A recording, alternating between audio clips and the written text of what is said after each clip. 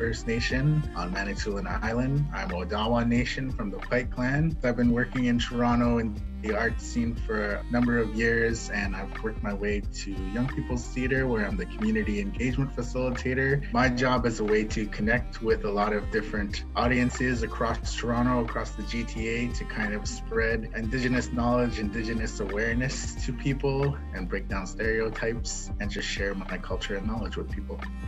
Anin an Waknaga, Wabananong Dishnakas, Wishkigamong Dunjaba. Hi everybody, my name is Leslie McCue. I'm from Curve Lake First Nation. I'm Mississauga Nishnabeg, which is Mississauga Nation. I work within community as a freelance artist, producer, and facilitator, and I'm really excited to share a little bit more about who we are and what we do. When you speak of where you're from, you do mention that you're from unceded territory. And I'd love if you could share a little bit about what that means.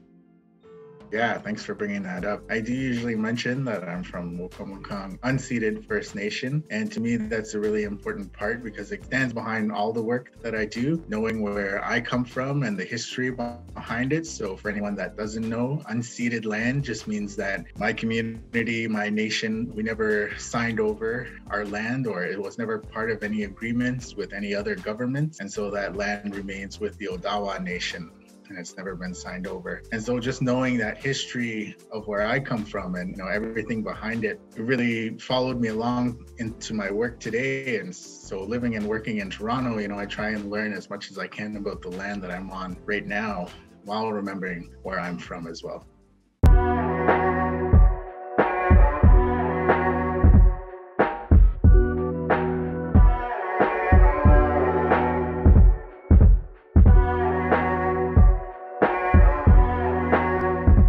For both of you, much of the work you do revolves around sharing and teaching about your culture, or wondering what college did that line of work. I think it's two parts of why we do this work, and probably more. The first is we see that there is a lack of cultural understanding and awareness, and there's lots of stereotypes that happened, or quite often people will ask us for information because there's knowledge lacking. And so we know that there is a need or a want to learn more about Indigenous people, and quite often people don't know where to start. And so we thought by raising cultural awareness and breaking stereotypes that we could help to be part of that. The other is our people weren't allowed to practice their culture. We weren't allowed to share about our dances. We weren't allowed to be proud of who we are and where we come from. In both of our families, we have people who were residential school survivors, day school survivors, and even my grandparents, they weren't allowed to speak their culture and speak their language, wear their hair long, and be proud of all the elements that our culture entails. That's the other part of it, is we can now, and we are proud of who we are. And it's important that we share that with others, that we are still here, that we are resilient and we are strong people, and we are distinct and different, and share more about our culture for our ancestors and our family who weren't allowed. This knowledge on purpose was made hard to discover. We all grew up not learning about the true Indigenous history of Canada. It's always building on itself. We have to do that work now. And so we're just trying to, do our own work, but also help people do the work for themselves.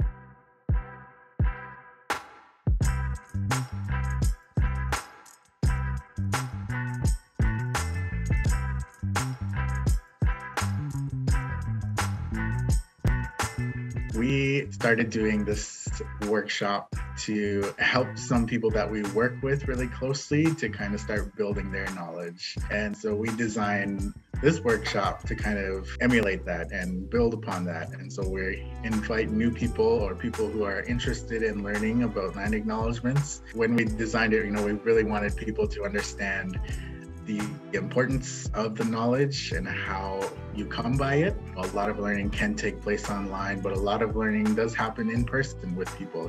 It's about those connections you make with community, with different Indigenous resources, and how you use them and put them together.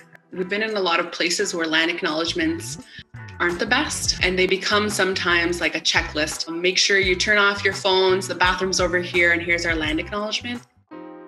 And we also work in some places where they also become very political. The workshops that we do focus on the land. And that's the most important part, is what is your personal connection to the land? How do you personally connect to the land in which you work, in which you live, in which you gather, and encourage people to learn more about the peoples and the land in which they're gathering and live. We hope that we encourage people to be confident to learn more about people, because we didn't learn this type of thing growing up. We didn't learn how to connect with the land. We don't learn about Indigenous histories, and there's still a lot of ongoing issues with Indigenous peoples and the government of Canada and the land in which we live and work. So it's important that people understand that these aren't issues of the past. These are issues today that we're all involved in and we're all included in. I always tell people it's just the tip of the iceberg. You'll hear that 30-second land acknowledgement, but it should really just go so much deeper, and having that knowledge about the land and building your connection to those things, it should teach you about all those different issues that are going on. And you should know a little bit about, what's happening in your area, or what's happening across the nation, or what's happening to different peoples that you may or may not know. But having that connection to the land and the knowledge really is just the tip of the iceberg for land acknowledgement. Yeah, so in other parts of the world, people look at land acknowledgements in a totally different way. They give the time and space needed to truly acknowledge the land and to acknowledge the peoples. I was in Australia, and they call it their welcome to country. They offered thanks and gratitude to all of the elders, past, present, and emerging, and they acknowledged the land and the peoples. But then they opened up the floor to anybody who wanted to give a response. First day, it was like a couple of minutes. The next day, it was like 20 minutes. Third day, it was a couple of hours. And nobody said, oh my goodness, okay, we need to get on to the next programming. They really gave the time and the space.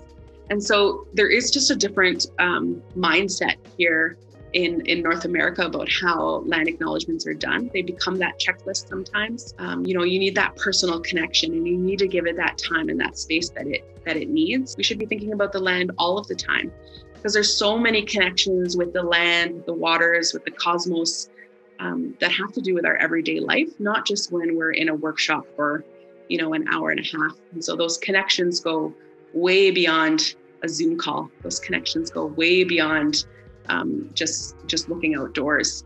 Those connections are there, and we just need to find them again. Many of these things, all of us probably should have learned in school, both Indigenous folks in Canada and non-Indigenous folks in Canada. Even my childhood, I'm born in the prairies in Manitoba on Treaty 1 territory, but I didn't know that until I was an adult. And when I think about my history classes, all we did was talk about the voyageurs. The Indigenous folks in the area always played like a passive role. They were just like, they were there, but really the heroes of the story were the voyageurs who were passing through type of thing. And so I guess I just want to open up a bit of discussion about how we got to where we are, the current state of where we are, and the direction we're going. It's tough because, like Lindy mentioned, we're only touching on the very basics in the very beginning in our workshop. There are so many things that are ongoing and continue to happen to Indigenous people.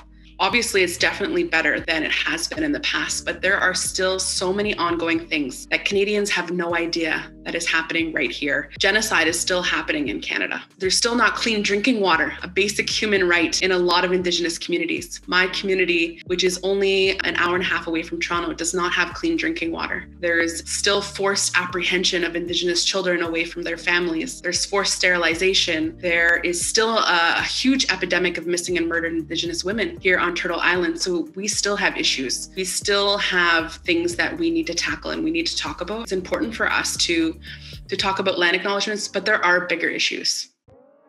Even the word reconciliation is pretty controversial in our communities, because there can't be reconciliation unless we honor our treaties and if we start talking about our land.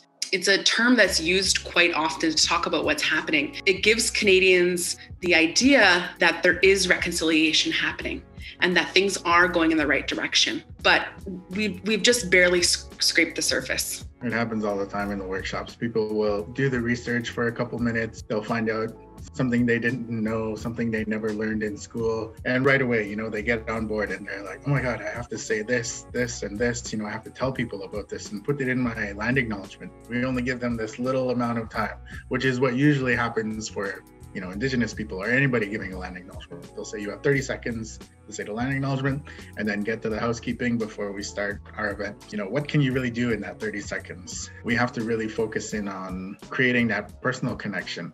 And that's kind of what helps us do this work, is just focusing in on the individuals who are in that workshop with us, knowing that we can affect change in those people that are in the room with us, in the virtual room with us, and hoping that we create enough connection with them and the knowledge that they continue their learning, and hopefully they create even more change when they deliver land acknowledgement in the future. Because if you think about everything all at once, it's too big of a problem and it's never going to get fixed. But if you focus down in on the individuals, we notice a lot more change within our circles. Good. That's something that we try to do in the workshop, is we talk about acknowledgement versus action, because we can acknowledge land and still do horrible things to it. We can acknowledge Indigenous peoples but have no connection with them. We can acknowledge we're on Indigenous land but have no idea about Indigenous knowledge. So we also try to talk about action, how people can get involved in certain movements and certain issues that are happening, and also take action to learn more. And that's really the goal at the end of the day. Fluidity of language is really important. And it's important to engage with the Indigenous nations of this area so that you know when there's also changes. As an example, Mississaugas of New Credit put out a press release and said they would prefer to be called Mississaugas of the Credit, to be attuned to things that are changing, and that, you know, your language and your understanding is going to continue to build over time, and that's okay. Another example of that is quite often people would use the word Iroquois, which is a word that was not given to Haudenosaunee people. They prefer to be called Haudenosaunee, which describes 6 distinct, unique nations. And within that 6 nations of the Mohawk, the Seneca, the Oneida, the Cayuga, Onondaga, and Tuscarora, they each have individual languages of what they prefer to be called. So even the language around Mohawk, as an example, is not a word that they call themselves. And so there's very distinct differences for each nation. And so what we share in the workshop is general learning, but the deeper work needs to be done by the individuals. Because quite often the burden or the onus gets put on Indigenous peoples. Can you do the land acknowledgement today?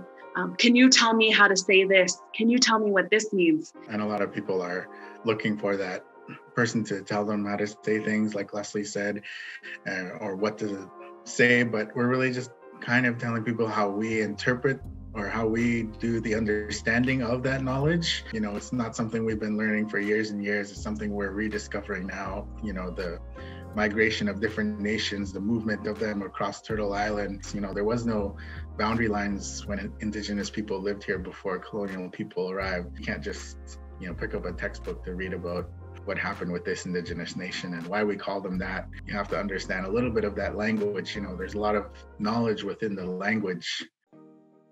I think too, it's really important to take a critical eye when you're doing research online. Question who wrote that material. Are the facts that you're reading in there true? And who's writing those stories? And so the other part to that is we talk about connecting with Indigenous communities. Start engaging with Indigenous people. Those websites and those communities, they have phone numbers and emails for you to contact people. If you're in a position of privilege where you can hire Indigenous people, if you can offer resources, if that's space to theater artists, to artists in general, or if you have connections to help build those relationships, that's also important too, because that's how you get a stronger connection to the land and to Indigenous people, is by reaching out and branching out in other ways. We can't make those relationships just by doing research. So that's also part of the action part.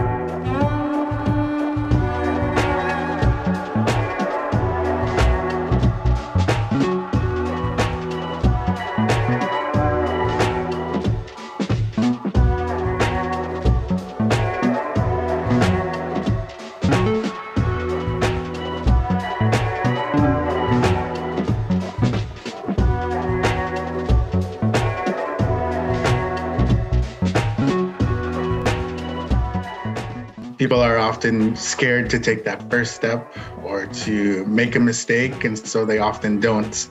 And so this type of work, it allows them to take that first brave step in just starting to learn about this knowledge, and it might make them brave enough to take the next step in giving a land acknowledgement, and might make a further step in, developing that relationship with that Indigenous nation. But it all starts with, being brave enough to be okay to, ask a question, make a mistake, try something new. So normally at the end of our workshops, we like to share a little bit in our language. We normally open in the language and close in language because in our communities, we say that it makes our ancestors happy. And we also speak our language as much as we can because our ancestors weren't allowed to. So miigwech is thank you. Chimigwech is a really big thank you. In Lindy's dialect, ba ma pi is see you later. In my dialect, Kwabman is see you later. So we always say, Chimigwech, Bama P Kwabman, thank you so much for joining us. It's not goodbye, it's just see you later. The 5 of us make up the marketing team at Myseum, and we've all been working directly or indirectly on the production of this video. With all these wonderful teachings from Lindy and Leslie, we felt it was important that we take the time to reflect upon the land that we are privileged to live, work, and learn on, and acknowledge our position and relationships to this land. Hi, my name is Joshua Dyer.